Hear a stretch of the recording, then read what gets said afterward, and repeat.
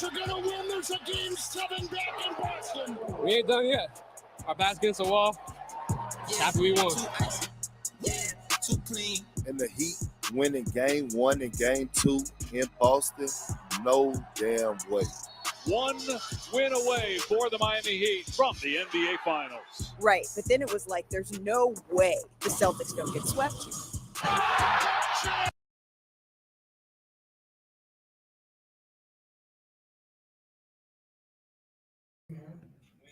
All right. Yes. Okay, we're just working on some audio stuff. Give me 1 second. Okay, that should take care of that.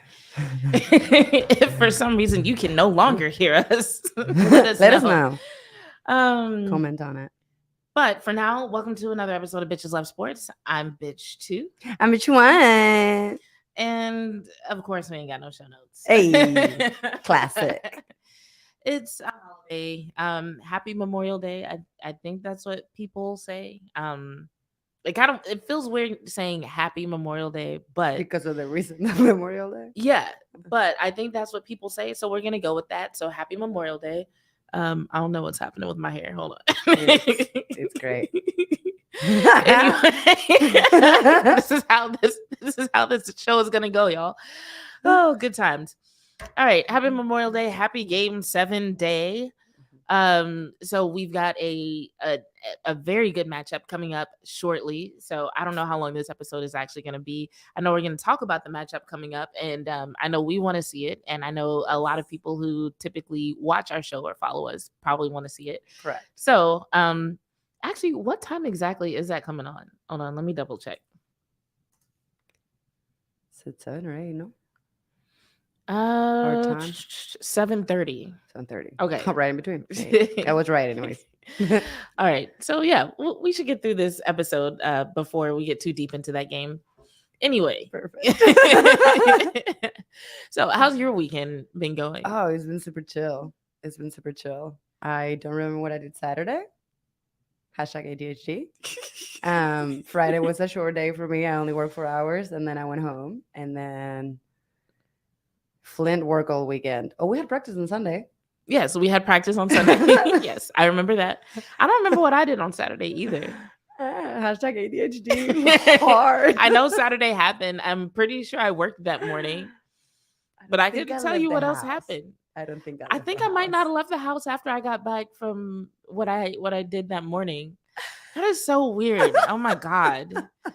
Mental health awareness month, y'all. Yes, clearly. It's some people, I promise there are some people y'all know with ADHD who struggle. Yes. Because even when Sunday rolled around, it's so weird because it's like Sunday got there. And it's like I knew it was Sunday, but it wasn't until I got halfway through the day that I realized what Sunday meant. And even now that it's Monday, it doesn't feel like yesterday was Sunday. Yeah. So it's like I know it was Sunday, but it's just like, was it really? Was it? I don't even know how to explain it. What is even a Sunday? Exactly. It's like I woke up and I went through my day like it was a Sunday, and then it's like halfway through the day when I think it was when I realized what I had to do today. I was just like, "Fuck, it's Sunday," It is Sunday. And now it's Monday, and I'm just like, "Wait, was yesterday Sunday? Today is Monday." I don't know. Time is so. It is weird. It's a weird concept. We've been playing a zombie video game in the house, and we've been glued to the TV for 2.5 weeks now, playing the same game. It's a long ass game, but it's fucking awesome. So that's probably what I was doing. Shout out to Martin Talk Cowboys in the comments. Thank you.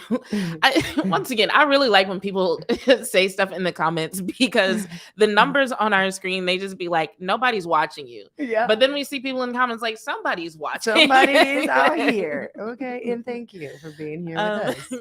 Martin Talk Cowboys has also been, a lot of engagement on Twitter, and it has given me some valuable background information on some of the happenings in Cowboys Nation that we'll get into later in the show. So shout out to them 100%. Definitely glad we found each other in the Twitterverse.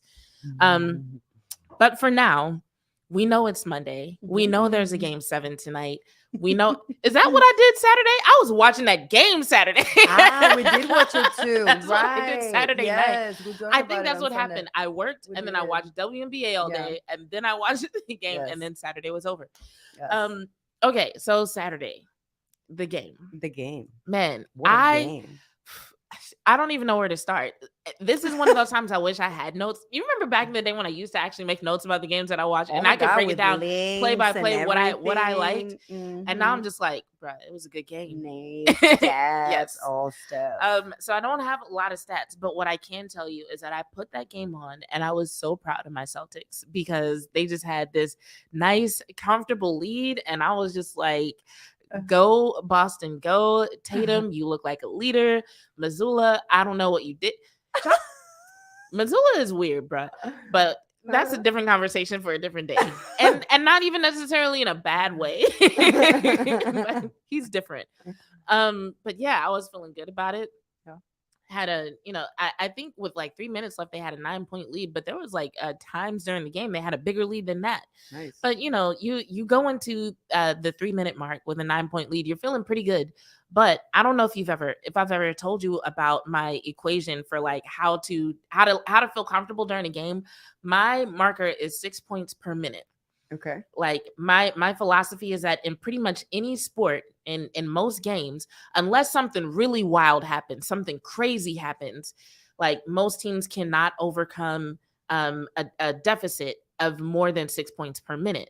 So at the 3-minute mark, that would technically be 18 points. They would have had to have been up by 18 points for me to be like, all right, you got 3 minutes left, you're up by 18, you're good. You're right? good. Uh-huh. So even though they were up by 9 and they had been up for most of the game, I was like, okay, they're good, No, but they're not out of the woods everybody's yet. game at that point. It's everybody's And that deficit game. quickly got erased. And I was just like, I was nervous, especially when that foul happened. I was like, that was unnecessary. And so then next thing you know, Heat up by 1. And I'm like, oh my goodness. You knew Jimmy Buckets was not going to miss any of those free throws, though. And he hadn't had a great game, though. I know. And so I was he like, said that did you see the press conference he did after the game? I saw part of it. Yeah. I don't remember what I did. He took a lot of accountability for that game. Yeah. And I'm glad he did because there were people on Twitter who were kind of getting down on Duncan Robinson for missing a couple of 3-pointers. But I'm like, but he's been on point all game. The whole game. You know, I was like, he doesn't need to feel bad about a couple of missed shots when the star player of the team is shooting under 25%. Mm-hmm. Because a person could say he should have made those shots. Okay, cool. But also there's a lot of shots Jimmy Butler should have made. Yeah. Yeah. They could have definitely won that game easily. They could have, but it just so happened that their stars didn't show up, and I don't really know what to say about that. It just got a little darker in here. Said that Jimmy shot wasn't even a foul. But yeah, so I'm gonna be honest. When the clock hit 0, I thought the Celtics had lost the game because I did not think that second attempt had gone in time. Because it's one of those tricky things with sports where it's like 3 seconds feels like a lot of time, but at the same time it's not. And it all depends on what you do with it. So Missoula made a couple of good decisions, right? Between the challenge and the timeout, getting them to the other side of the court and getting a little bit more time on the clock. That little extra time on the clock turned out to be essential. Yes. 100%. So got him to the other end of the court, got a little bit more time on the clock. And like I said, at first I was like, no, there's no way the shot went in. And I was just like, I can't believe they just let that game go like that. But then the announcers were like, oh, no, wait, they're saying it counted. And I was like, what? Yeah. And when they showed the replay and they showed the ball leaving his hands just before the scoreboard lit up, girl, when I tell you, I literally fell out on my bed. Like, I was just like, Titanic, that shit. Take me. Because it's like I go through so many ups and downs with the last few minutes of that game. And then when that happened, I was just like, oh my God, I can't believe they're going to a game 7. So yeah. It was a wild game. It was a really wild game. I'm happy. I'm happy that it was White. Because he was a Spurs guy.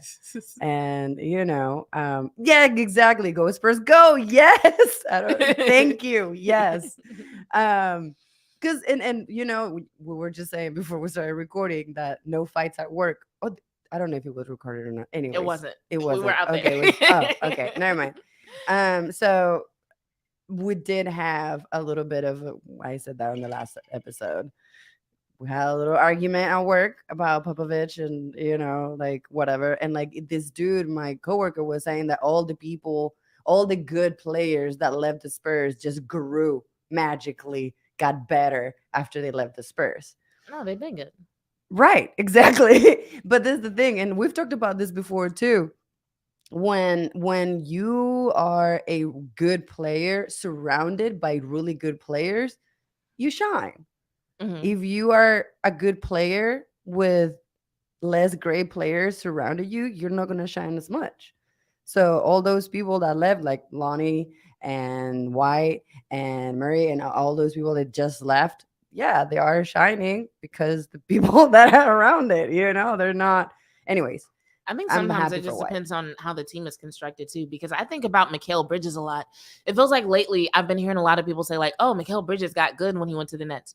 No, he was always good. Right. It's Mhm. just when he was on a team with Chris Paul and Devin Booker, right. the way they used him, I think people He thought, wasn't the yeah, right way. Mhm. yeah, he wasn't that good. I'm like, no, he's always been good. But Mhm. now he's like, who do they have on the Nets? Yeah. Girl, the way that team imploded. I still be thinking about the video I made when I was like, yeah, they're gonna implode. And like everything I said happened. I was like, I didn't even know it was gonna be that bad. Yeah, Shit. but it happened. That Yeah. team literally destroyed itself. Yes. We had the Um, receipts. That Jimmy shot wasn't even a foul. So I mean, I didn't even mean to put that back on the screen. Okay, never mind. 'Cause, But just a reminder, it wasn't a foul. But the refs counted it as such. So here we are going into a game 7. it didn't matter. I don't even want to make a prediction though. Like I always say I don't like predictions, and situations like this are why. Like you can only use information that you have from the past to make predictions. Right. Which would say that the Celtics aren't going to win tonight, but then also it's like in order to predict something, you have to go on people's patterns. And I don't know, there's just too many patterns to follow, too many variables. I don't like to make predictions as far as like who I think is going to win. No, I think today's game is good. Whoever's gonna win is because they really want it.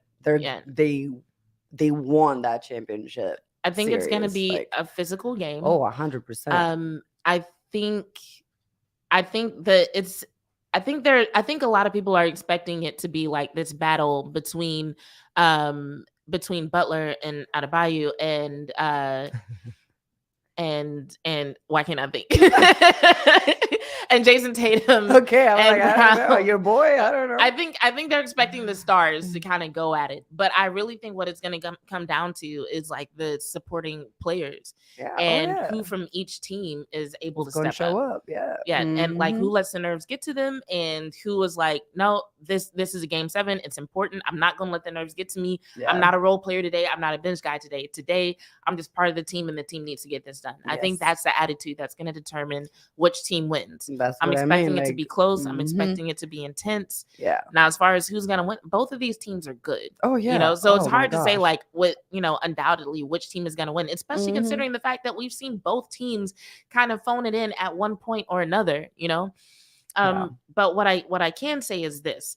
People are like, well, Boston is a better team on paper. Like, why are the Heat putting up such a good fight? And I don't think it's that Boston became worse. I think the Heat are a better team than people gave them credit for, because a lot of people 100%. do 100%. assign the value of the team based on things like wins and losses and certain stats, right? But I also think not only are the Heat better, but I think the strengths that they do have are really good counters for the Celtics' weaknesses specifically, Mhm. and that's what we're seeing.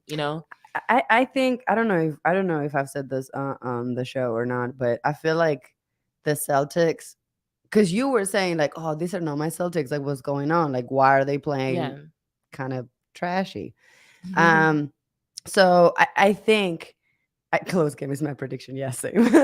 I think the Celtics, something within the inside happened that is fucking up their mind game within the organization. Like, no necessarily one person is having a bad day or one person is having a bad game, or like there's some tension or whatever. I think like something within the organization is fucking up the team, and It it seems happened like- at the worst time.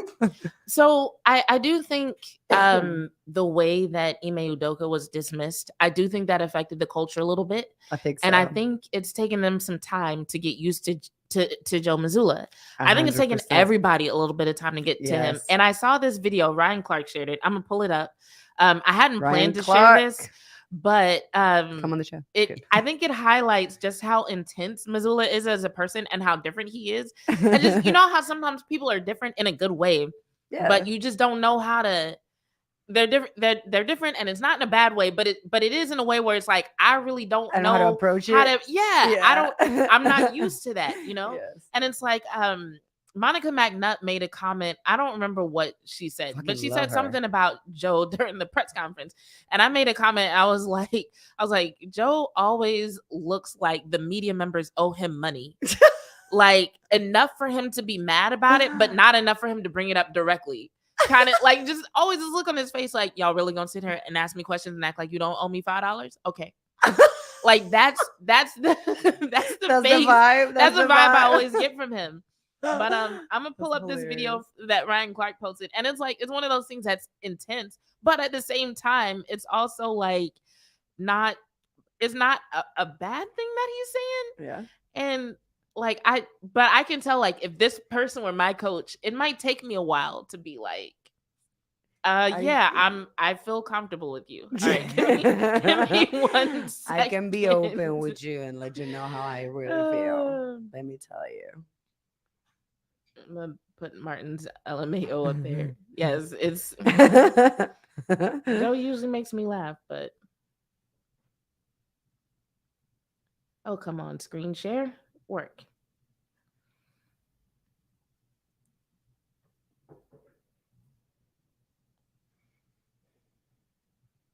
Something you're doing over the last 48 hours to keep yourself away from just being consumed with this? Are you watching different movies? The Honestly, situation- I met 3 girls under the age of 21 with terminal cancer.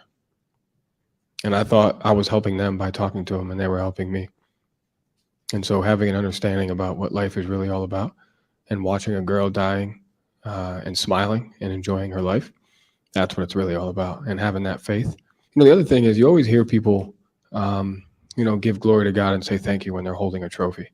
But you never really hear it in times like this. And so for me, it's an opportunity to just sit right where I'm at and just be faithful. That's what it's about. Something you're doing over the last So yeah, That was so deep and so intense for like 20-second video. Yes, but that's what I mean when I'm just like, He you can did tell the look person like, who "Where asked the my question. $5?" Yeah, the person who asked the question, I think, was expecting something inspirational, but not something so intense. And he Yeah, was it just was like, intense. honestly, I met 3 girls with terminal cancer. Yes. It was like, Yeah, me too. I went like, whoa, that escalated so quickly. Like, right. And I'm just imagining just like being at a practice and, you and your teammates having a good time, like, oh, good practice. Yeah, let's go. And then your coach comes up and is like, actually, there are children starving in Africa right now. I would love to be in your position. I didn't mean to laugh. You but- think this practice is fun? Get on the line. Like, Ever. you're just like, what?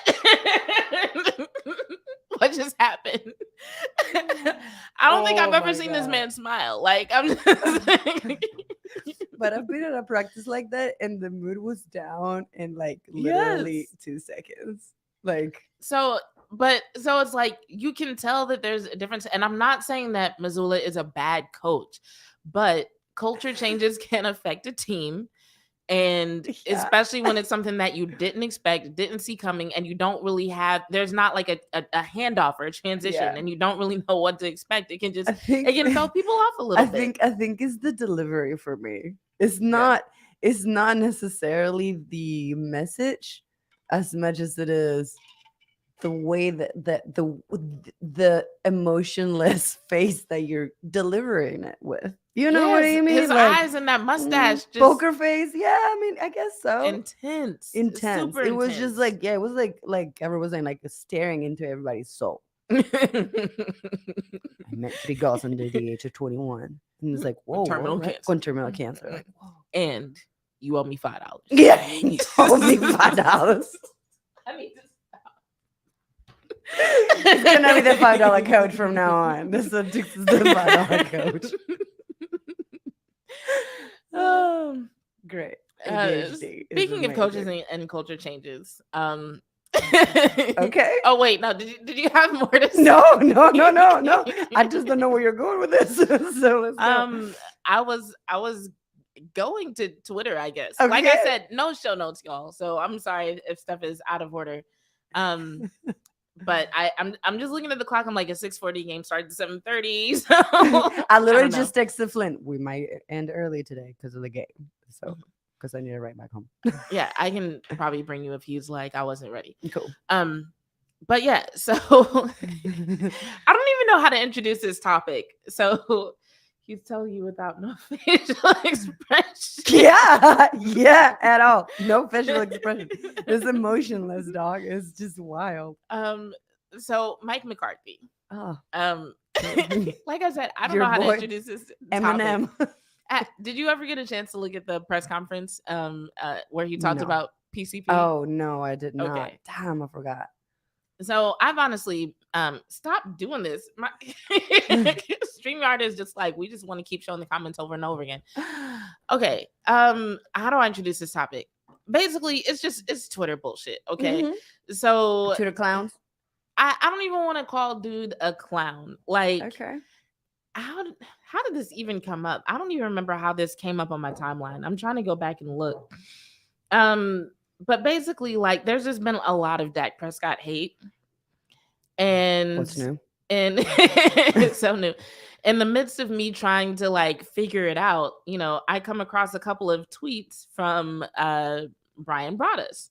Okay. And so, like, when there's somebody in the Cowboys community who's been in the Cowboys community for a long time, and they keep saying the same thing over and over again, I try to give them the benefit of the doubt. Like, maybe they know something I don't. Maybe they're seeing something I'm not seeing. Uh-huh. And so You're way better than me. You're way better than me. And so I finally just started asking people, like, yo, what is this dude's problem?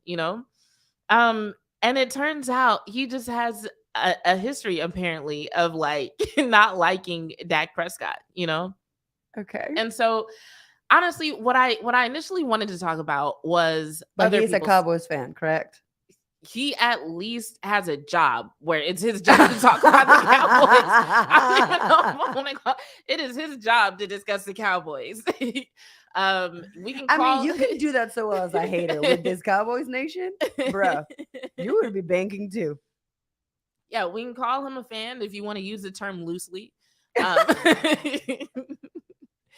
But like initially what I wanted to talk about was just people's takes. So what led to me discovering this for me was just me noticing a lot of the content creators that I follow kind of engaging with people that I was just kind of like, they don't deserve the time of day. So there was a Twitter space recently where I brought up what Stephen A. Smith did, which I can't remember if I talked to you about it or not, where I think I brought it up briefly when Vach was a guest, where Devontae Adams he didn't even make a comment about Dak. They asked him about a top 5 something. He didn't mention Dak.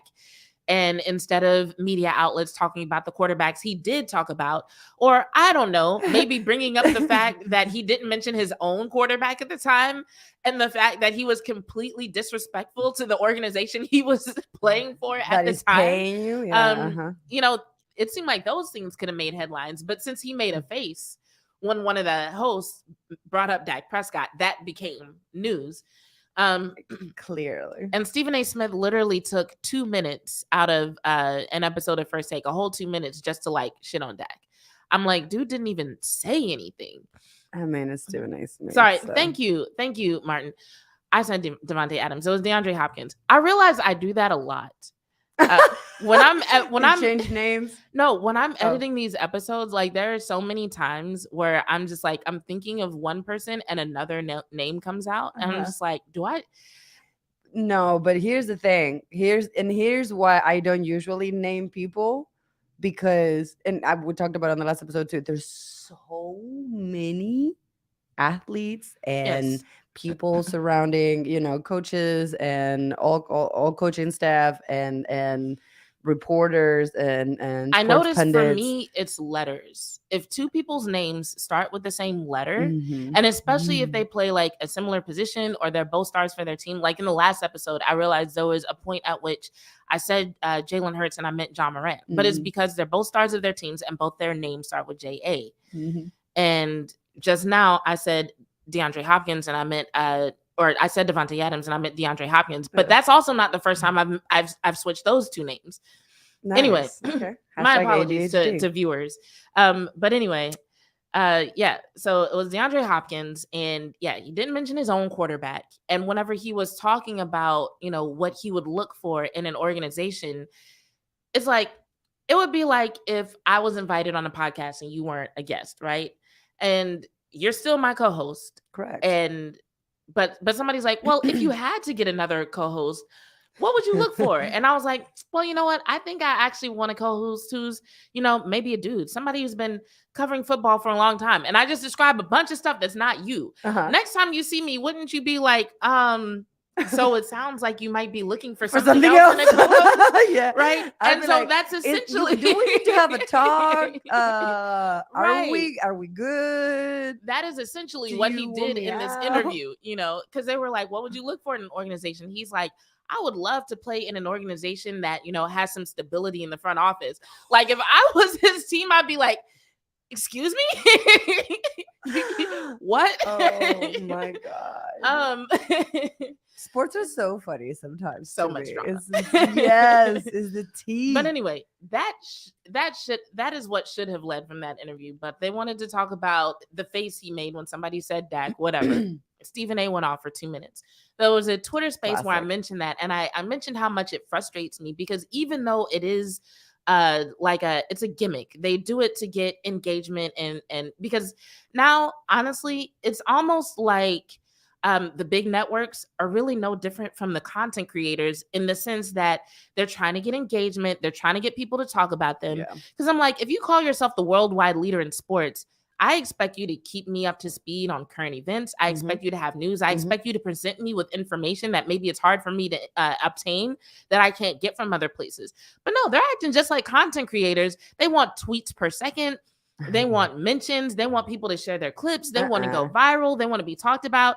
So I'm just like, that's why like the day that happened with DeAndre Hopkins, like I wasn't watching that episode. The episode before that, the day before, that was the last episode of First Take I watched because there was a time where it was like I would watch First Take every day. And then if I had time, I would go back and watch Skywalker Steele's show, you know, because they come on at the same time. And now it's like in the mornings at 9:00, I'm watching Steele. And then I might go watch First Take if it's interesting because it's like still he's more informative. In my opinion, he has a better show if I'm being quite honest. I agree. And it's like if something happens significant on First Take, I'll hear about it and then I'll go back and watch the episode if I need to. And so I'm just like, I don't know. I just feel like the major networks aren't really doing themselves any favors in how they're approaching their own content. But anyway, back to the topic at hand. So me and there's one other person in the space got really upset about it. And Nix was like, you know, you got to ignore those people. And to me, it's harder to ignore when people are taking personal shots at Dak. You know, it's one thing to be like, I don't like the Cowboys. Oh, fine. You ain't got to like the Cowboys. Fuck you. Yeah. We like them enough for you. But when you We take don't 2 need minutes you. out your day just to talk shit specifically about Dak Prescott, and especially when it's things that's not even based on accurate information, that pisses me off. So anyway, That's Twitter for you. what happened later was one of the people from that space tagged me in another post, and it was like this guy who predicted that the Cowboys would go 9-8 this season, but he didn't have any analysis with his predictions. He literally just went down the schedule and he was like, I think they'll win this one, they'll lose this one, they'll lose this one, they'll win this one, they'll win this one, they'll lose this one. And I'm just like, How? and so Do you have not even seen these people play yet? Like, but what I told the guy, I was like, actually, this guy is actually easier to ignore because he ain't say nothing. He ain't say nothing. Like I was like, it would have been more entertaining to watch a coin toss for each game, honestly, you know. And so my suggestion to Cowboys Nation was gonna be this. Remember, like a while back, I said new rule. If you come to me about Dak Prescott and you say that he's anything lower than top 8, you got to tell me who's above him. If you can't list him, we're not having the conversation. I've taken that advice and I've done it a few times already. And it too. shuts down the conversation. Yes. Actually, one of the people that I did this to, they had to pull up a list of quarterbacks of the NFL, and still couldn't. They still couldn't. Still can't do it. You're welcome. So I was like, new rule, Cowboys Nation. If somebody presents a list, we got to be careful about who we're giving our energy to, because that's what people are doing now. A list came out of coaches, and McCarthy was listed at like 21, but ahead of him were people like Ron Rivera, who haven't had a winning season since 2017. And then Sean Payton, who we've talked about how Sean Payton and Mike McCarthy are comparable, because that was a big conversation when people were saying, oh, Payton's going to take over from McCarthy. Sean Payton was ranked way up in number 4. But then you've got people like Ron Rivera and dude from the Dolphins ranked above Mike McCarthy. Make it make sense. And so the person who tweeted it, he was like, I don't understand this ranking. Why is McCarthy ranked at 21? And I was like, he's ranked there so people will quote tweet the post. That's why. Because they know they know Cowboys fans will do it.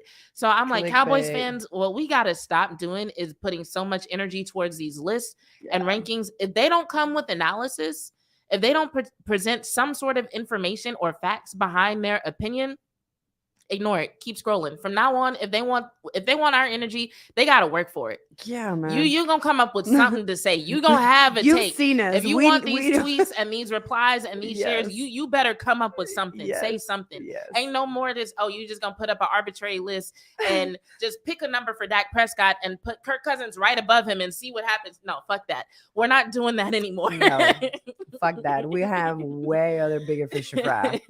We're already energy less, so we're not going to spend a little bit of what we have left. And here's the other thing about it. Like, and this is part of my fangirl philosophy. Fangirling is a lifestyle. Our players who we say we love, especially Dak, they need our support. So anytime somebody's coming with negativity and we start attacking that person, that's energy that we could put towards showing the players that we love them. So I would actually challenge everybody. Like, yo, next time somebody makes a list that makes you mad and you get ready to quote tweet them or retweet them, instead of doing that, think about something good to talk about with the team. Yeah, that's just good. Like just find something that's happening among the rookies, among the UDFAs, something that Mike McCarthy said. I actually had to do that this weekend because we still got to write 3 articles a week, right?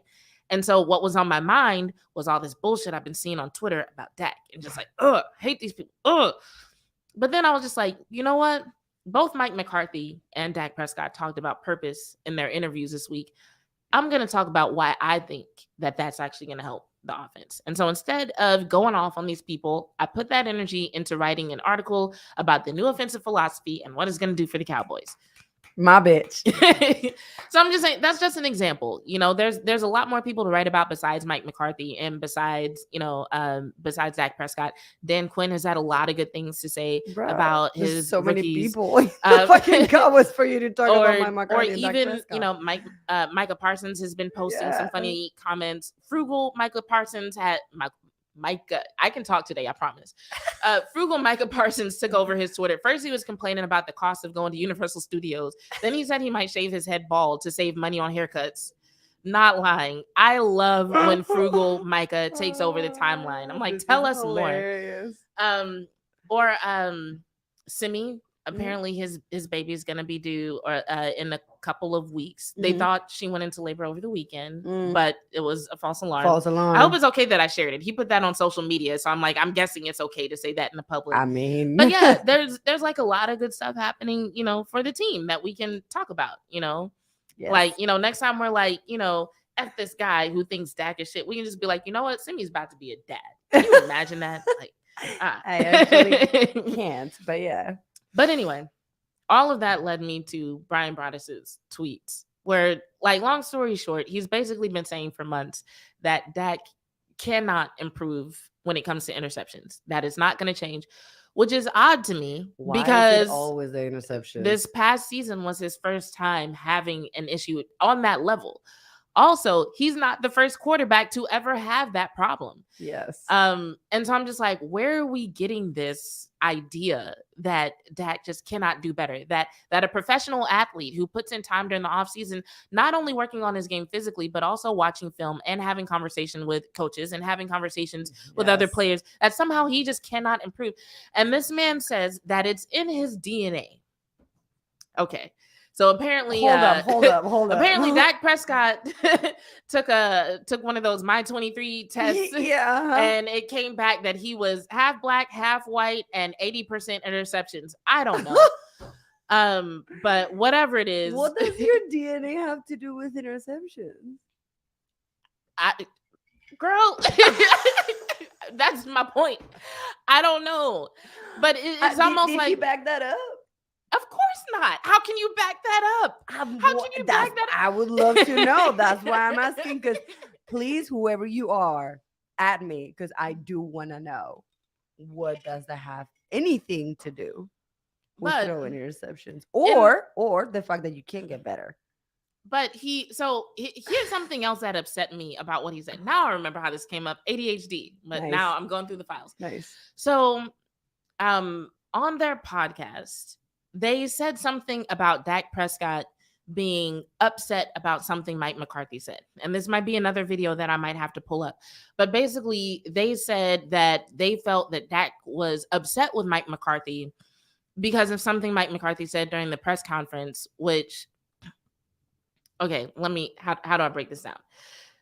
In Dak's interview was 7 minutes long. Somebody, I'm pretty sure it was Clarence, said Mike McCarthy told us that y'all went over every interception for the past 3 seasons. What did you learn from that? And Dak said, I don't think he said that right. That's not exactly how it happened.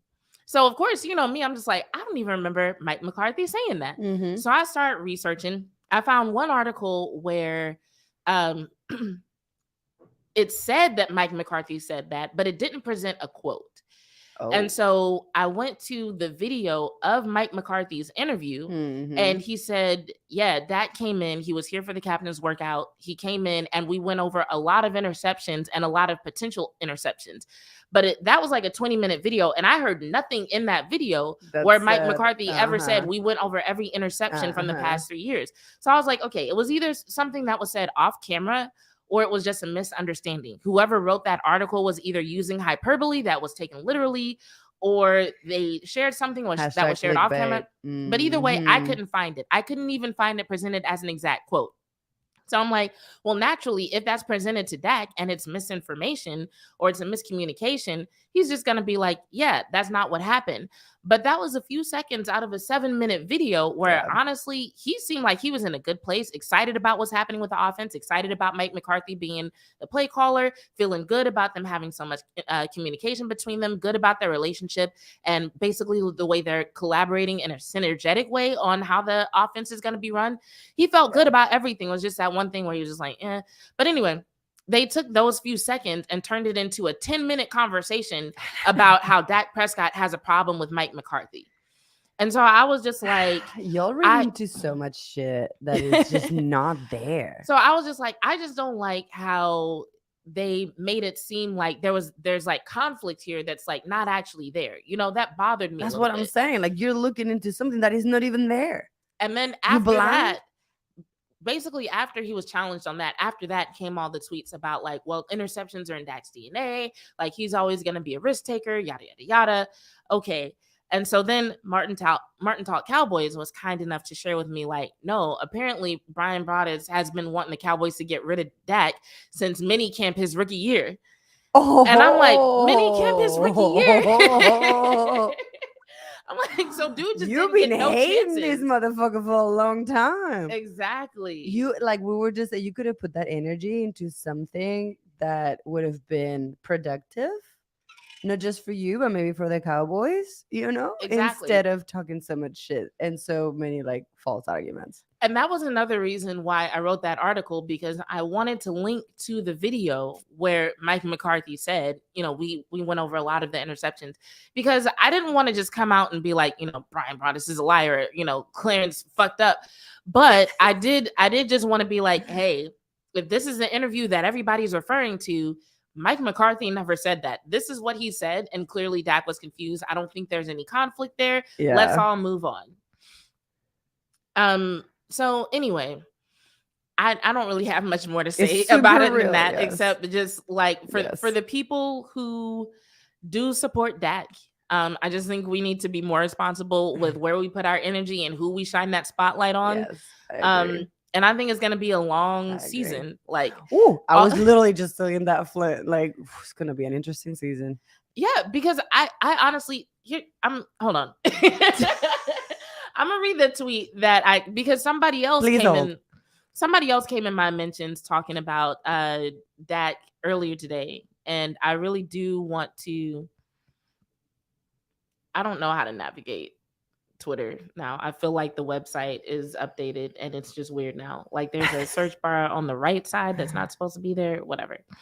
Doing great. Everything is going so well. It's probably gonna be easier to bring up on my phone. You can talk about soccer or something.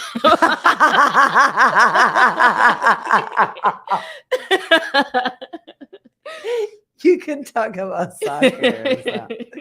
Figure it out. Cover this blank spot right now, and you just put me on the spot, and I don't even know what to say. Okay. Thank you. You found it did nice. great. That was great. That was great. Wonderful. I love it. Sports. No,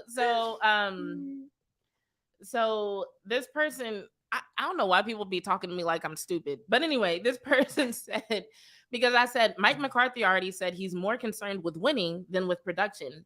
I'm on board with that. So I don't think I'll be disappointed, because they were saying that the production of the offense is going to go down. I'm like, who gives a fuck? I'm just like, we were ranked above several teams in terms of offensive points per game, in terms of yards per game, that ended up going further in the playoffs than we did. So I'm just like, if we have to sacrifice that to go further in the playoffs, fuck it, whatever. Yeah, me too.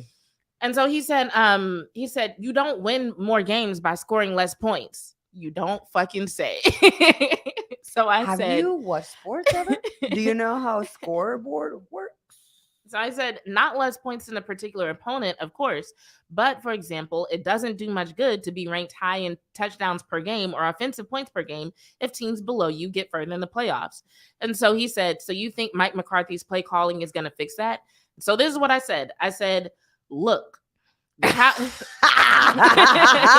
is about to get real. When if you ever see any tweet that starts with "look," you better keep going because it's about to be good. So I said, look, the Cowboys were 12-5 last year, and even with losing a major offensive weapon, because Pollard got hurt, correct, they were basically one possession away from winning the divisional playoff game. Correct. And that is the case for most losses the last 2 years. Correct. The difference could have been made by one possession. In some cases, arguably 1 to 3 plays. Yeah. That would have made the difference between a loss and a win. So yes, I think the guidance of an experienced coach who has been all about winning since day one will make the needed difference. And that's ultimately my thing. It's like people talk like because the Cowboys haven't gone to the Super Bowl, that Dak is just fucking up and Mike McCarthy is a bad coach. It's like, no, we've had 2 seasons of high wins, which shows that Mike McCarthy is a good coach. And despite Dak's interceptions, I know there was a point during the season, because I remember I tweeted about it. There was a point where he had a lot of interceptions, but even in the games with more than one interceptions, most of them he came back and still won the game. Because like people were predicting more interceptions, and I was like, well, he has a habit of coming back and still getting the W. So like, I'm not worried. But even with that being the case, we still ended up with a winning season. We still won that first playoff game, and we still, like I said, within 7 points in the divisional game. So we're not talking about a team that needs a full overhaul. We're talking about literally, if we can make better choices for a handful of plays, that could make the difference between our seeding in our division. You know what I'm saying? But just a reminder to everybody, they don't owe you a Super Bowl ring. That is true. They don't owe you shit, actually. That is true. And that like, reminder does keep need forgetting to be that shit. Right. And the reason why we say that, for the listeners is not that we don't want the team to get a Super Bowl. Come on now. But You know what I'm it a Cowboys is fan. stuff like this is happening. The team doesn't get a Super Bowl, and so Mhm. people try to say, Mhm. "Oh, Dak is trash. Mike McCarthy Mhm. sucks." No, Mhm. Dak is not trash.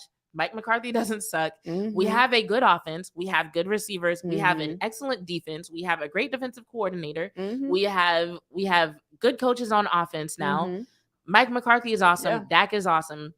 We just need to fine tune a couple of things. So when Dak gets in front of a mic or multiple mics and says like, "Hey, we're practicing getting us all on the same page," especially as many times last season as he said we weren't on the same page. Yeah. So when they say like, "Yes, we are working intentionally on getting all of us on the same page, on making sure we all understand the reasoning behind what we're going to do and when we're going to do it," to me, yes, that does sound like something that can make the difference in a handful of plays. Because think about how many of those interceptions were interceptions where it literally hit the target, hit them in the Mhm. hands or on the numbers, and Mhm. it was bobbled or dropped or bounced off, Mhm. right? Mhm. So it's just like a few, But that's also Dak's fault, right?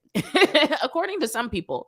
But yeah, like a few little I hate things that can make a shit. difference I hate in a that shit few so much. plays, which can make a difference in a few possessions, which can make a Yes. difference for a few wins. Yes. And that's all I'm Yes. saying. Yes. You Or know? no throw flags only at us. That also Yeah. helps sometimes. And somebody was like, well, there's still going to be interceptions. What quarterback has gone a whole season not throwing interceptions? Yes, there's going to be some interceptions. Like, you don't fucking say. Bro, Oh, no, even these- the GOAT has thrown interceptions. Like, what the Yes. fuck are you talking about? Like, I just don't understand these people and such a their hater. arguments.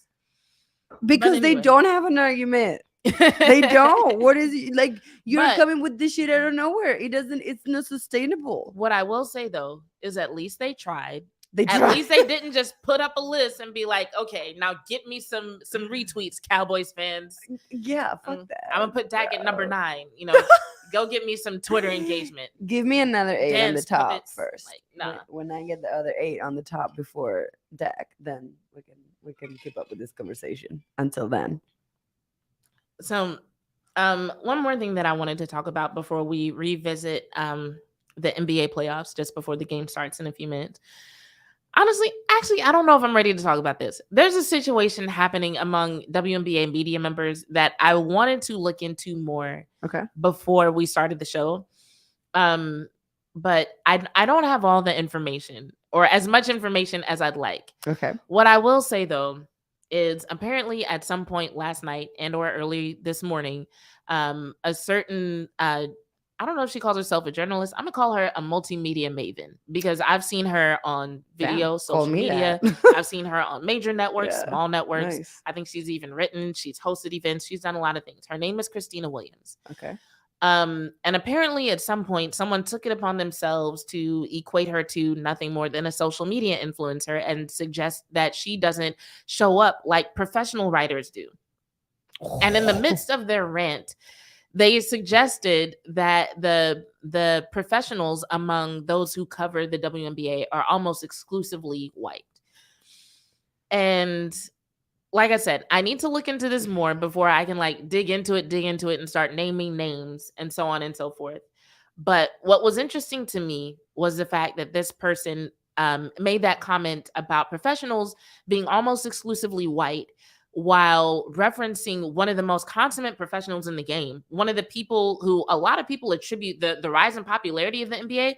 A lot of people attribute it to the work that she's done. Mhm. To suggest that she doesn't show up in person because she doesn't show up, I don't know, to the same team over and over again. She travels, she be around the country. Uh-huh. And it's like, if you actually follow her, you know this. You see the Yeah. events that she goes to, you see the events that she hosts, you see what she covers, what she talks about, how much work she's actually doing. Yeah. Like, she's one hardworking woman, Mhm. And so it was just interesting to me that they're like, yeah, the professionals doing this are almost exclusively white. Oh, and this chick, she's basically an influencer and she needs to shut the fuck up.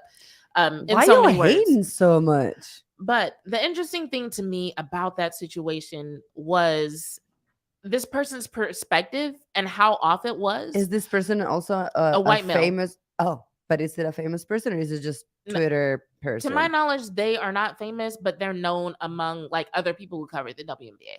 Like they were in a Okay. group chat of like basketball journalists and other people know who they are, but I had never heard of them. Okay.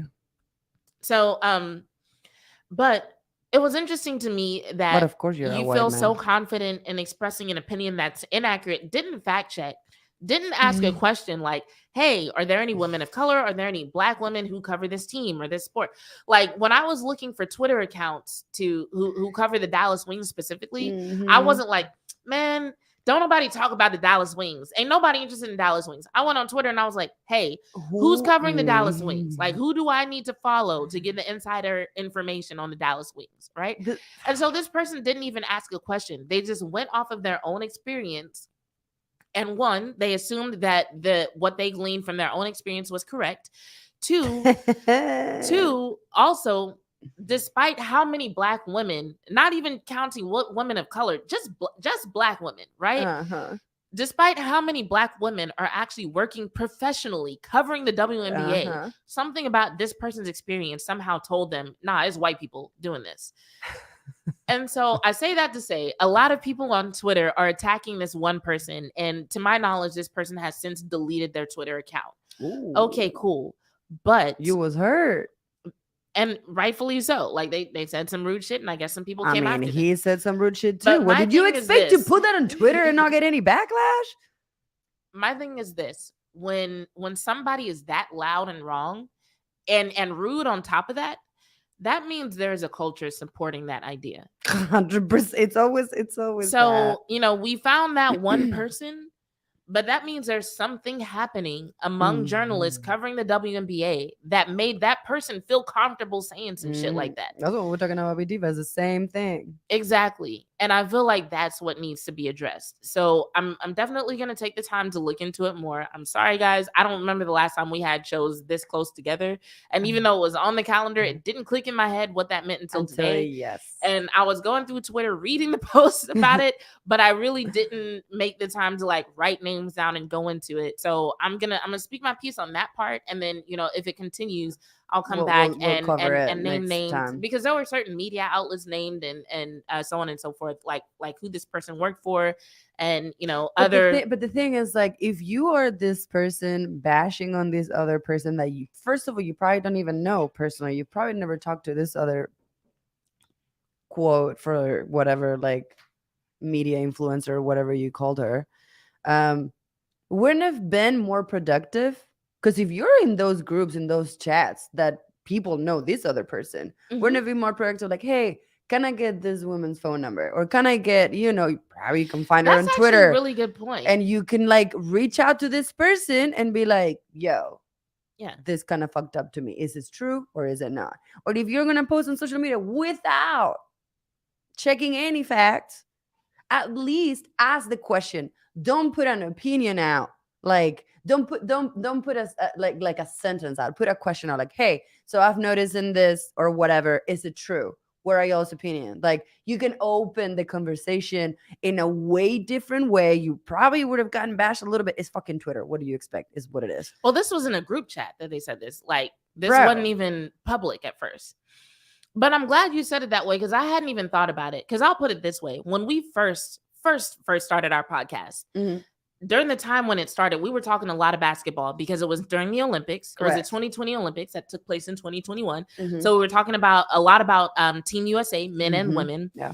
And then it was around that time that the WNBA season also started because it got pushed back because of the Olympics. And so many WNBA players were in the Olympics. So we went from talking about both teams in the Olympics. Obviously, Team USA women's did great. Both teams did great. But we were talking a lot about the stars who showed up on the women's side and then went straight into, okay, now here's what's happening in women's basketball because the women's basketball playoffs happened, so on and so forth. So Christina Williams was actually one of the first people we followed. Nice. Because when it came to finding information on what was happening in the WNBA, she was the one who had all the information. And so I was just like, ooh, I'm on her page, Imagine that. And so I say that to say, if you are a white male in this space, especially considering that so many WNBA players are Black women, and you notice, like, man, it's all these Black women who got something to say who aren't even professional writers. That's not true, but that's what you believe. They're not even pros in this, but they got so much to say on social media. Why would you not say, what can we do to get them some press passes? Like, what can we do to like it? Does anybody have space on their blog, on the publication? Can we actually get them? Can we talk to them?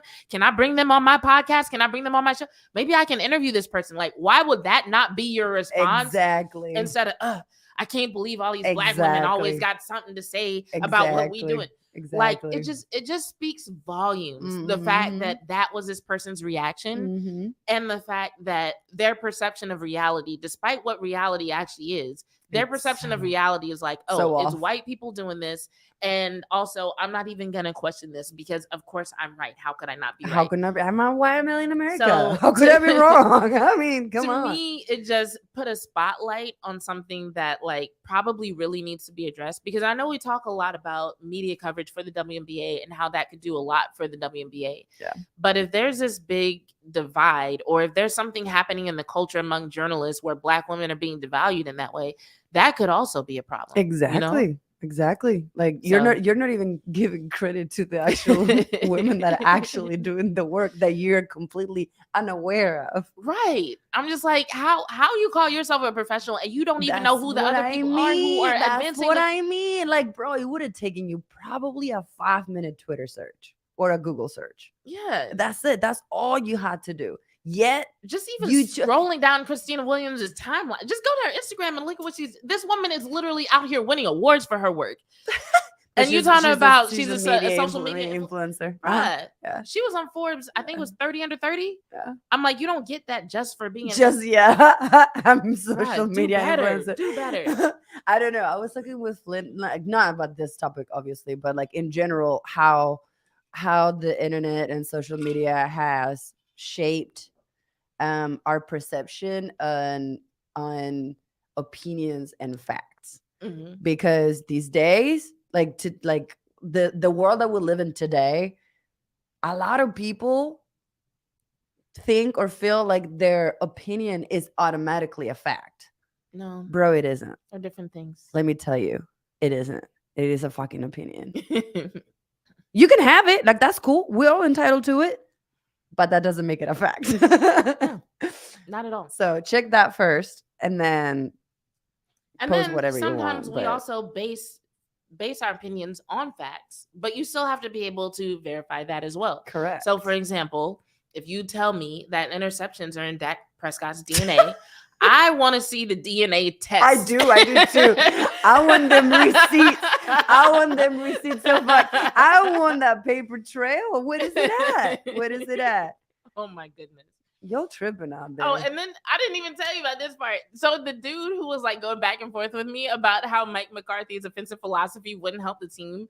He was like, yeah, Dak Prescott averages 2 turnovers per game for the past 35 games. And I was like, I was like, where did you get that information from? I'm gonna need a link or something because those numbers ain't adding up. Yeah. And he was like, well, that counts interceptions and fumbles. So there's no easily accessible link that's gonna show you all that information. And I was like, well, then where did you get it? That is not how it works. Where did you get this information? I was like, it must be somewhere. He was like, it's not readily available. I was like, you ain't got screenshots? Nothing? Just show me where you got it from, you know? And he was like, love people like that. And he was like, my bad. It should have been closer to 1 interception per game. And actually, I looked it up.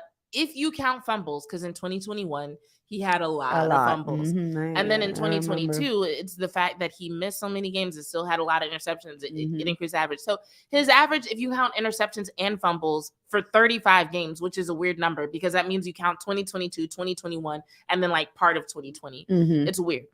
But it comes out to like around 1.5 turnovers. But then again, it might actually not be turnovers because I have to go back and look because some of those fumbles were actually recovered by Dallas. So they weren't really turnovers. So it's less than that. So yeah, it is actually closer to 1. Yes. But this dude came in my mentions talking about he averaging 2 per game. And I'm like, no, you're not about to just come in my mentions and say some shit like that and not be questioned. Like, what the fuck you think this is? No, this ain't for you, dog. This is another conversation we're having. Dom said, hey ladies, I hope y'all are having a lovely Memorial Day. Dom, I hope you are too. I haven't seen you come up in my newsfeed lately. And that happens sometimes, like where it's like there'll be people who I follow a lot and then all of a sudden they stop showing up in my newsfeed. So I'm gonna have to go check his page and see what he's talking about these days. What are they saying? A lot of stuff. Okay. Can you start a new Dallas Wings group because there is room for more? Mm-hmm. I can look into that. CatCal1229. You might have to screenshot that. I don't know if that person is following me. Okay. Yeah. How can it change if that is what you think? I don't know. This is brought to you by Bombay Gym.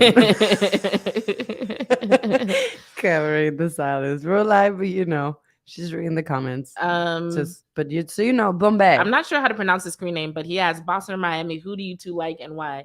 Yeah. I like Boston. But we're gonna get into that in a second because the game is about to start. So I do. I'm not the same Dom you're thinking of, but I do fuck with Knicks in the gang. Okay, my bad. My bad. I'm glad you knew who I was thinking of. That's pretty cool. So, well, thanks for joining us, Dom. I'm glad to have Welcome. you. Welcome. But yeah, that comment still goes for Dom. Like he used to show up in my feed, and I'm just like, where did he go? Sometimes Twitter just does that. They just be like, I'm gonna stop. Social media. I'm gonna see how much you care about this person. Take them off your feed, see if you still care. Yes, but I did want to talk about these rule changes real quick, because we didn't touch on it last week with Vach. And the main reason I want to touch on these NFL rule changes is because of the implications of them. So what's interesting is that I wanted to look for more information to substantiate the rule change, especially on the kickoff. Can you guess what happened when I looked for more information? Can you guess what I found? Ooh, you found more information?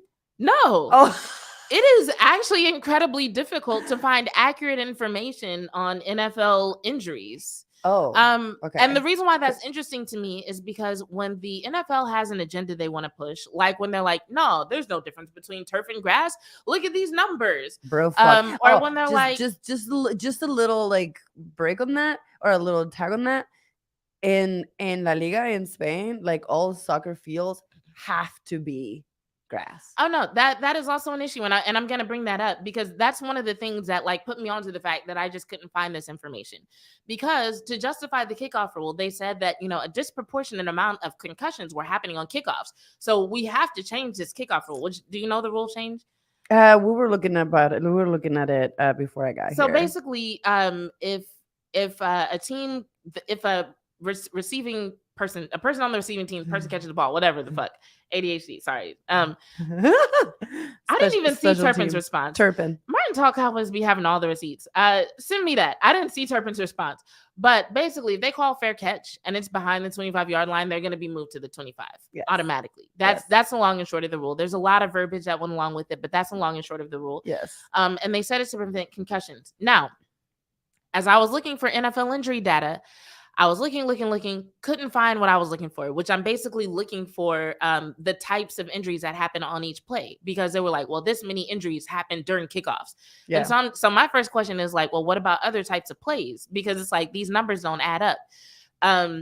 Couldn't find it. Mm-hmm. There's a list of like how many concussions happened since 2015, but there's not like a comprehensive list of ACL tears or what type of plays they happened on. So we know the information is out there because the NFL uses it to justify their decisions, but we don't know, like we can't see it for ourselves and analyze it for ourselves. So when I was looking for it though, I came across this one particular article about, did I save it? I thought I saved it. I might not have.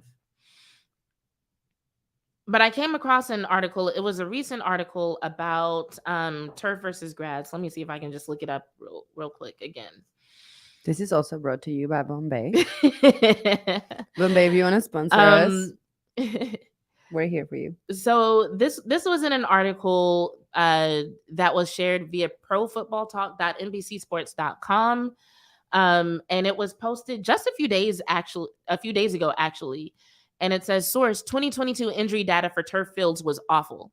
And what's interesting to me about that is last year when the numbers for some reason converged in terms of injuries between grass and turf, NFL couldn't wait to put that out. Mm-hmm. Like as soon as OBJ made that comment about turf fields, they were like, hey everybody, look at these numbers. Mm-hmm. But then apparently they got this information not long ago during a meeting regarding player health and safety that the injury data for turf fields was quote unquote awful. Ain't nobody talking about it. Because it's not convenient. That's not going out in it's a press release. Convenient. Mm-hmm. But In the article, and this is a professional, media outlet. It says, we've asked the NFL for the data, but the league has not yet responded to 2 separate emails on the issue. So this is NBC Sports looking for data just to be able to give people information. And the NFL is just like, Nah. like, Yeah. so once I saw that, I was just like, okay, clearly all the sources I'm looking at, it's not that I'm looking in the wrong places, it's that the data isn't out there, Right. because there are people who are paid to find it, and even And they can't get it. So I just can't get it. But this Classic. is what I was able to find. So this is according to Yahoo Sports, and they're relaying information that was shared during a phone conference among the 32 special teams coaches from the 32 NFL teams, and it was a conversation they had before the rule was passed. And so, according to the information that they shared with each other, and this information was also shared with the league, they said 19 players suffered concussions in 2022, up from 14 in 2021 and 10 in 2020. Okay.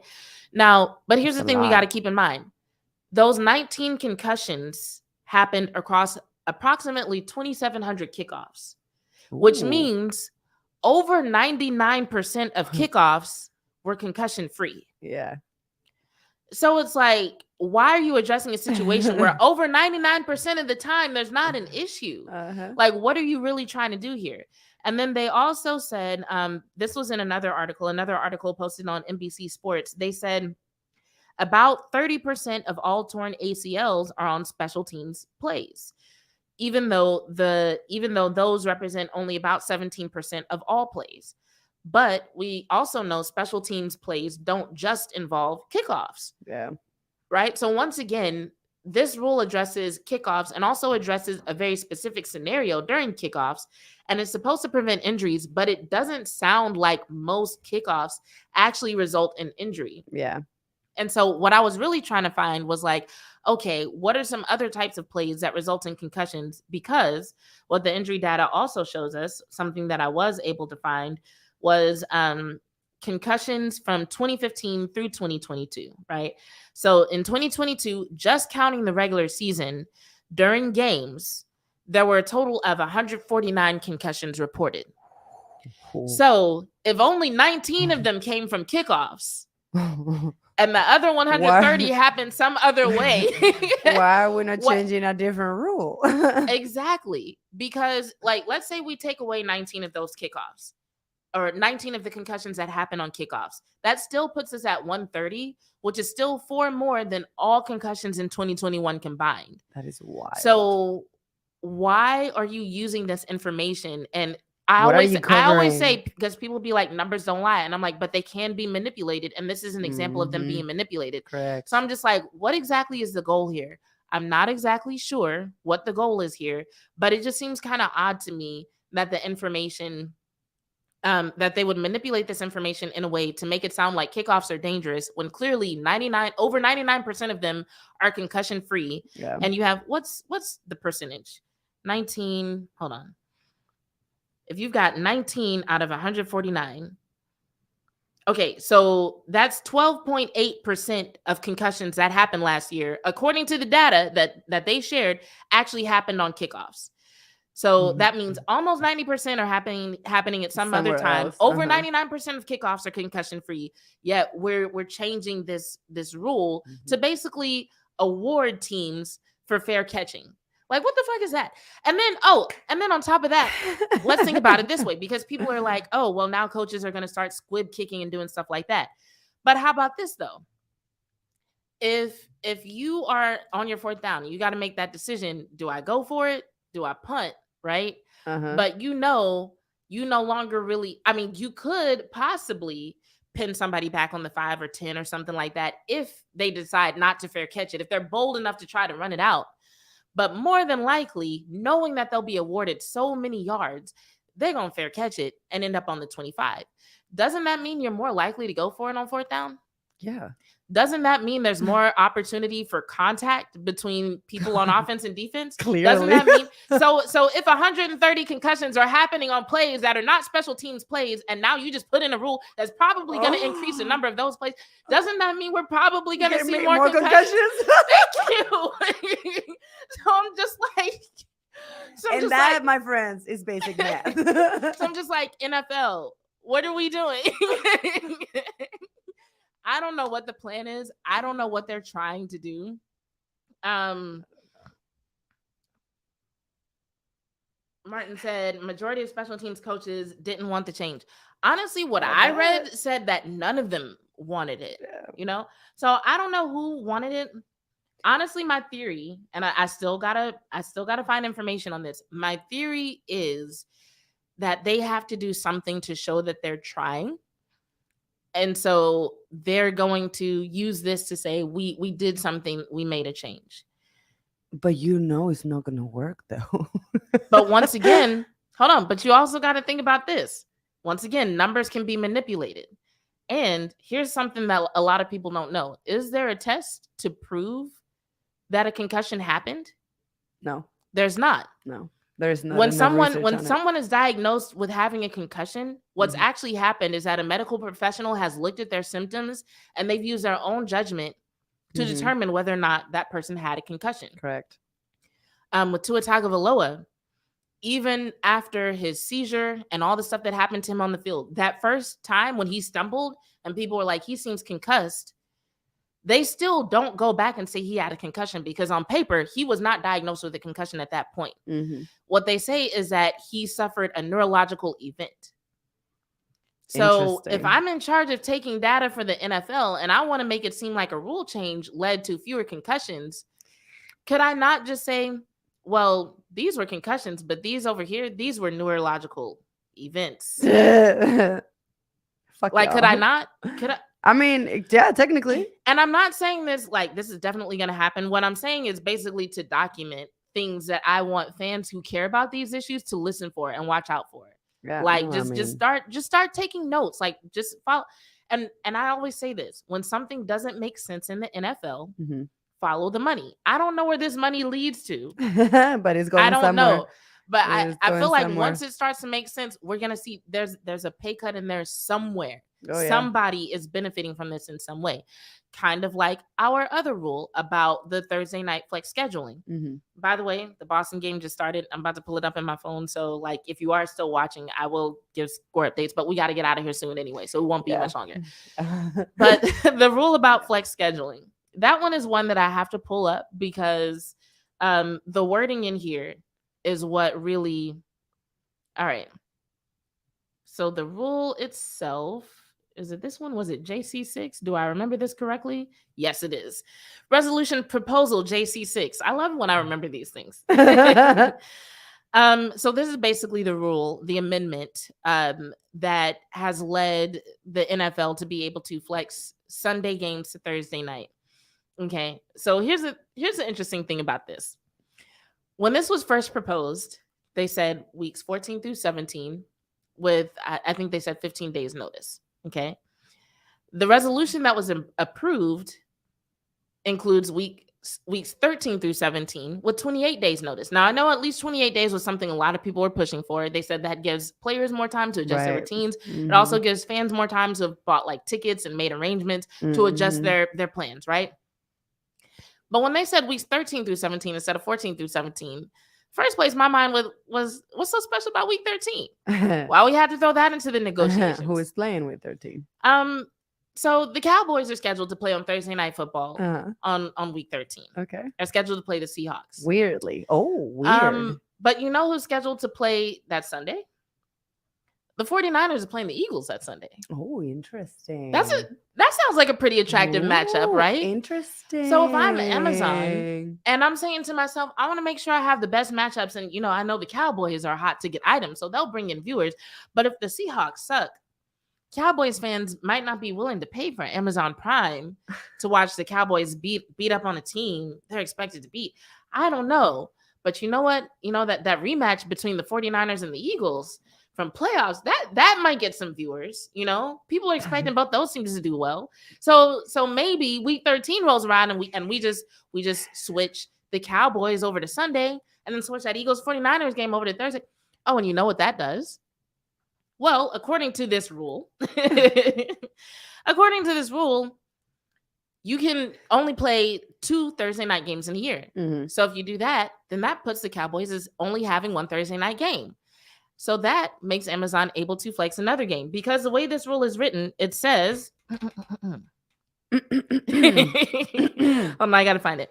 Further resolved, no club will be required by virtue of flexible scheduling to switch from Sunday afternoon to Thursday night on more than one occasion or to play more than 2 games on Thursday night in total in any season. So they specifically said you won't be required to switch from Sunday to Thursday more than once. Mm-hmm. It doesn't say they can't flex you more than once. So if the season gets going and it's like, people aren't really excited about the Cowboys and the Seahawks, that's just not doing it. Let's take this Eagles 49ers matchup, put it on Thursday. And now we can then switch one of the Cowboys Sunday games to Thursdays because we haven't done that yet. We haven't moved them from Sunday to Thursday. We moved them Thursday to Sunday. That's not what the rule says, right? So let's take this Cowboys Bills game. That's happening a couple of Sundays later. Uh-huh. Right. So now there are a couple of things that I think might prevent that from happening. So the Big 12 championship is supposed to happen the weekend of the Seahawks game. And I don't know what all is involved because that's supposed to be a home game for the Cowboys. I don't know what all is involved with stadium availability and things like that. So realistically speaking, yes, it's possible that we won't see this happen just because of logistics. But it's for me, it's just hard to believe. Like when I looked at the list of games that are happening on week 13, it's hard for me to believe that they didn't expand that window to include that week for that particular game. Otherwise, I'm just like, why would that even be a valid negotiating point? You know what I'm saying? Mm-hmm. Just to give Amazon another week that doesn't even matter. Like it doesn't make sense. You know, I know it's just weird to because me that particular the Big 12 championship that's going to happen on a Saturday, so theoretically, like it doesn't affect anything. The stadium could be a bit, yeah. I don't know. It's just weird to me that they're so caught up on making more money and not really caring about the well-being of the players that have to deal with you making more money. Remember, I said follow the money. Right? Yeah. Uh-huh. So they've got this contract with Amazon, but if you go back through some of the press releases, we see things like, hold on, where is it? Did they change it? Did they actually take this stuff off? Mm-hmm.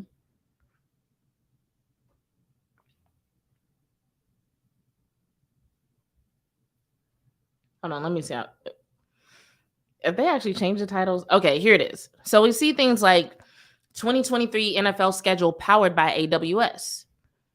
You know what AWS is? Mm-hmm. It's a system that's owned by Amazon. Interesting. So it's like a lot of these businesses who have like websites where they sell goods, it's powered by Amazon system. I forget what AWS stands for. Yes, thank you, Ever. Yeah, Ever going hot. Ever, ladies and gentlemen. So yeah, Amazon Web Services. That's what you said, right? Yeah. So it's owned by Amazon. So we see in 2023 NFL schedule powered by AWS. Businesses don't get their name put on something like that without having some money behind it, right? Correct. And then we also see NFL and Amazon Web Services team up to transform player health and safety using cloud computing and artificial intelligence. NFL and AWS AI Challenge awards $100,000 for new ways to automatically detect players' helmet impacts, further strengthening safety efforts. NFL and AWS launch AI Challenge to crowdsource ways to automate player identification using NFL game footage. 2022 NFL schedule powered by AWS.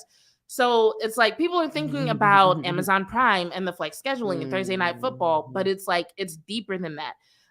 Winner named for 3rd annual NFL Big Data Bowl powered by AWS. There are so many things that powered Amazon, by AWS. yeah, that's been powered by AWS, which basically means sponsored. Just to be clear about that language, it basically means sponsored. So, I don't know how much money Amazon is giving the NFL for, these, some of them are player health and safety initiatives, and we'll see what comes out of that. But clearly there's money being exchanged here that's outside of just flex scheduling, know.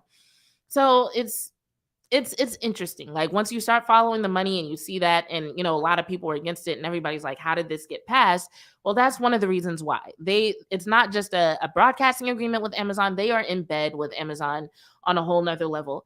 And that brings me back to another quote that was in the first article that I mentioned about the injury data on turf fields. So when they were talking about, just like why the data shows this disparity in injuries, why there's still this quote unquote debate about, turf fields versus grass. And so this article says, as the source put it, the relevant representatives of the league office are quote unquote experts at confusing the 26 owners who don't pay attention. The source added that on matters of turf versus grass, the league will gloss over the fundamental differences between injury risk on real grass and injury risk on fake grass. The situation is gaining momentum, especially with many noticing the willingness of owners and stadiums with artificial turf to find a way to get grass installed for World Cup matches, since grass is a prerequisite to hosting the games. As I said earlier. More and more people think grass should be a prerequisite for hosting NFL games. Obviously, 100%. It all comes down to 100%. Well, yeah, Right. because it takes more money to keep up the grass. Yeah, and so there are forms of grass now that can be like actual grass that can be pulled up and put down, just like turf can. So whenever we're talking about these multi-use venues and like, well, you got to be able to roll it up, you can do that with real grass too. But turf is still cheaper to maintain, to store, so on and so forth. Yeah. And so basically at this point, they're doing it because they can. That's a simple answer. Period. They're doing it because they can. All right. So let me do a quick update on the game, and then we'll touch on a couple more things, and we'll get out of here. You can talk about soccer or something. This is also sponsored by Bombay. I wish it was sponsored by Bombay. Is that like a speak it into existence thing? Like maybe I'm if we say it trying. enough? I'm trying. We should add them sometime. Well, just start atting them. Yeah, why not? Why not? So right now, Boston is up 9-4. We've got about 7 minutes left in the first quarter. All right. But as we saw on Saturday, You never it ain't how you know. start, it's how you finish. So we'll see if Boston can maintain that lead tonight.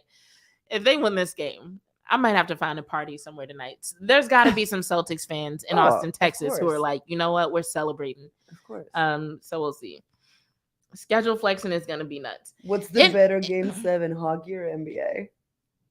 I haven't been watching hockey. And that's not to say that it's not better, because the hockey fans on my timeline, they are excited.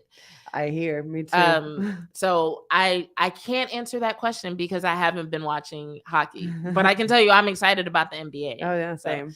hockey is like the next frontier for me. So like in our first season, that was like my first season really, actually getting used to following the WNBA, because it's like I always supported the idea of women in sports, but like I always say, like actually supporting women's sports takes a little bit of homework to actually know players, know teams, Correct. understand what's going on. Mhm. So even with all my enthusiasm for women's sports, it took a little bit of effort for me to follow it. So that was the first season.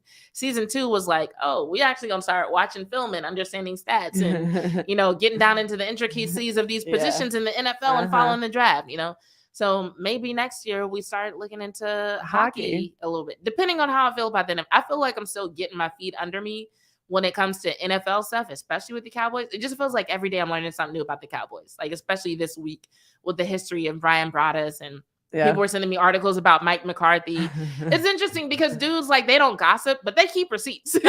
It's like, Just in case. they're not gonna come on the timeline and You be like, just- girl, you don't know what let you me need tell 'em. you. But if you tweet Mhm. something, you will get that notification like you've got a message. And it's Mhm. you need to read this article about Mike McCarthy. And it's like, oh, do I? Okay, thank you. So I feel like with the WNBA and with the NFL and with the Cowboys, I'm still getting my feet under me. So maybe I'll start like watching hockey, or I don't know. Maybe soccer is the way to go since the World Cup is coming. I don't know. We'll figure it out. Figure it out. We'll We'll figure it see. We'll cross that bridge when we get there. So far, we have a lot of play.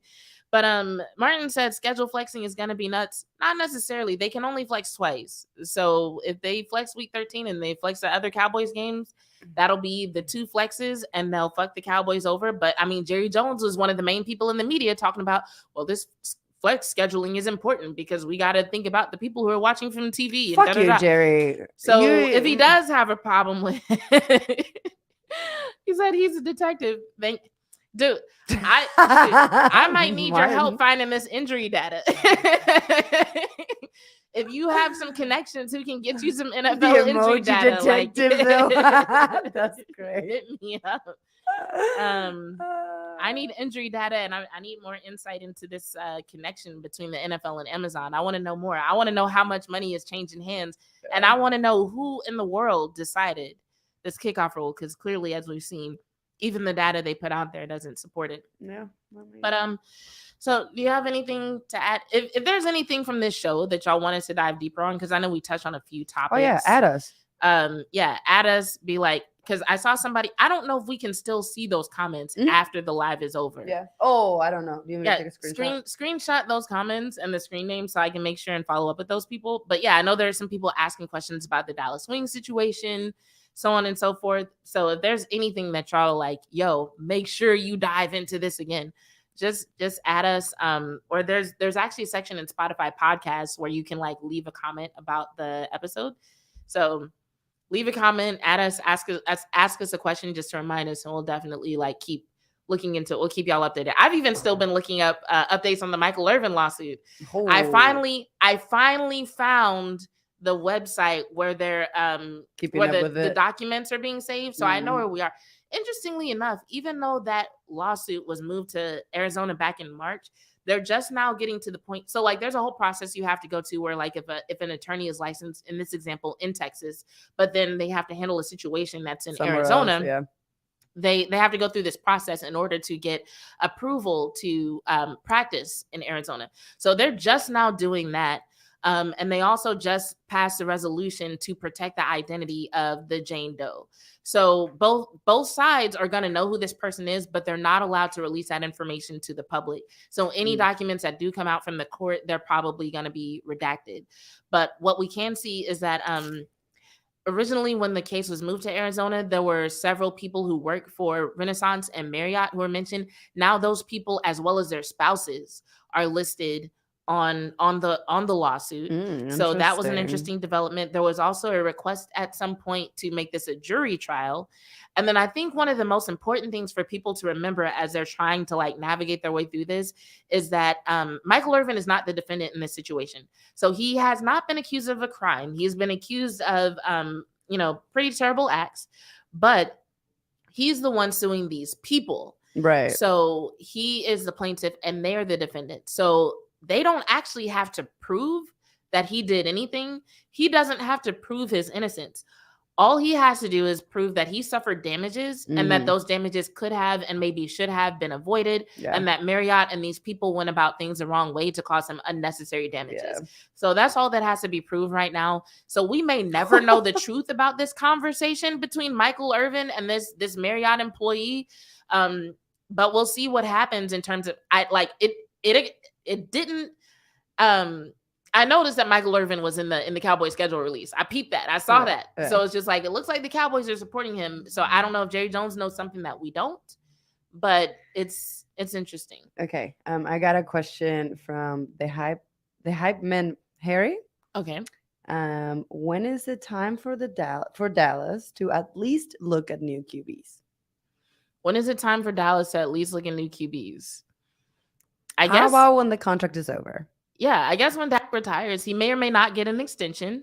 When the contract is over. Honestly, I don't remember the last Dallas star quarterback who actually played for another team. So I would assume when Dak retires. I agree. Unless he, just does something different historically and it's like, I'm going to be a Cowboys quarterback and I'm going to go play for somebody else, which it'll be interesting because it seems like fan base of every other team hate Dak Prescott. So it'll be interesting to see if he did go to another team.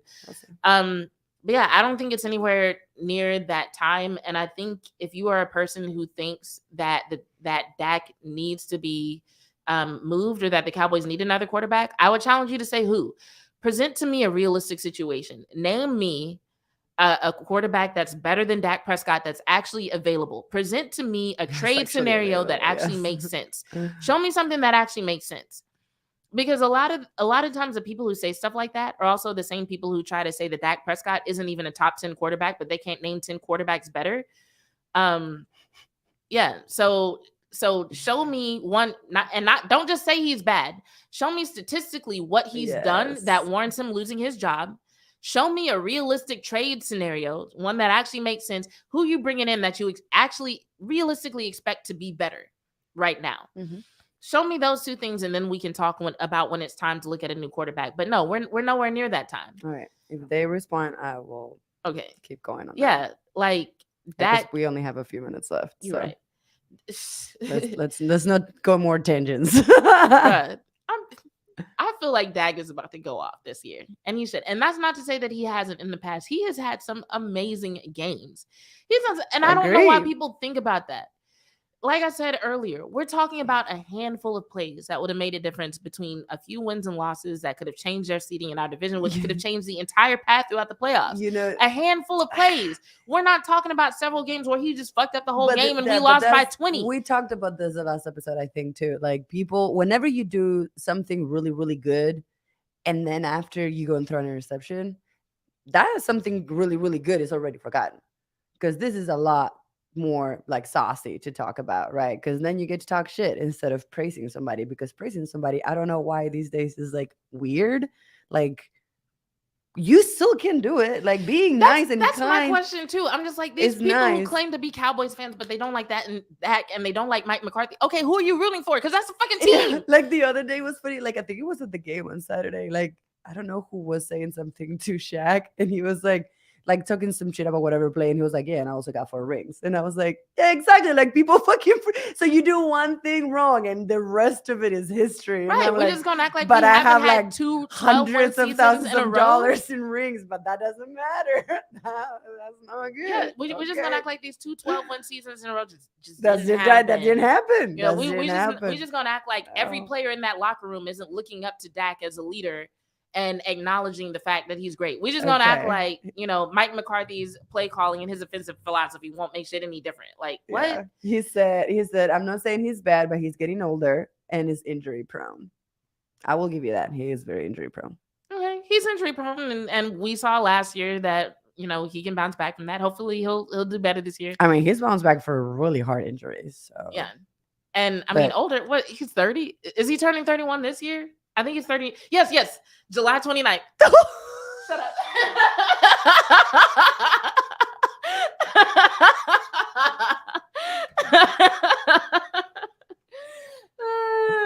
Nice. Well played. Well played. He is 29. He will be 30 on July 29th. Yes. So okay. Is that, and yes, I knew that because we're both Leos. I was just gonna say he's a Leo, right? Yeah. Yes. That is why I remembered that, by the way. I know Cardi B is also a Libra because she has my birthday too. Thank you. There we go. And Snoop Dogg. So yeah, I don't think 29 is old, and I definitely don't think 30 is old, especially not with all the advancements that we've made in terms of how to take care of an athletic body. Correct. And recovery modalities and things of that nature. Like, nah, he's good. He's fine. 30 is the new 20 is not something to be worried about. What was I about to say a second ago though?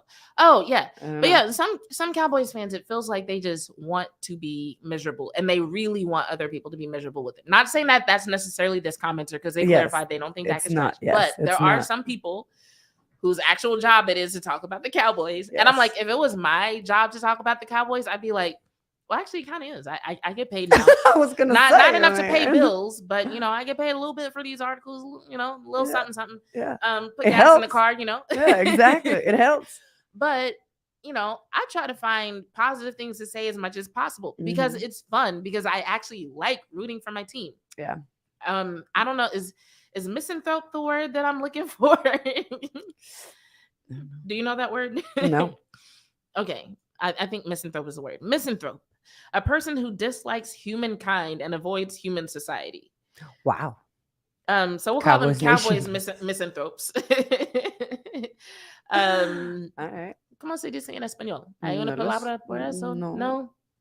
No. No. No. Hater.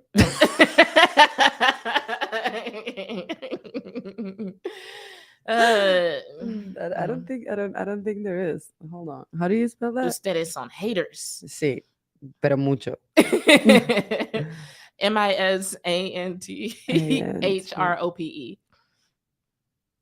Misanthrope in En Spanish. español, yeah. Misanthropo. Girl, I never heard that word either. Anyway, but yeah, That that's was where we completely zero help. are. All right, one more score update, and then we're gonna get out of here. Yeah, because Flynn's been there. Oh, Poor he's still thing. here. Yeah. All right. It's just coming back from commercial break, so I'm trying to give it a second. Anyway, thanks everybody for tuning in and for your comments. What's the score? For those who commented on Twitter, we'll follow up with you. The Heat are leading 15-11. On that note, it's time to go. My laptop's dying anyway. Yeah. Fuck everything. On that note, I'm Bitch 2. I'm Bitch 1. And we out to go watch this game. And And cry maybe.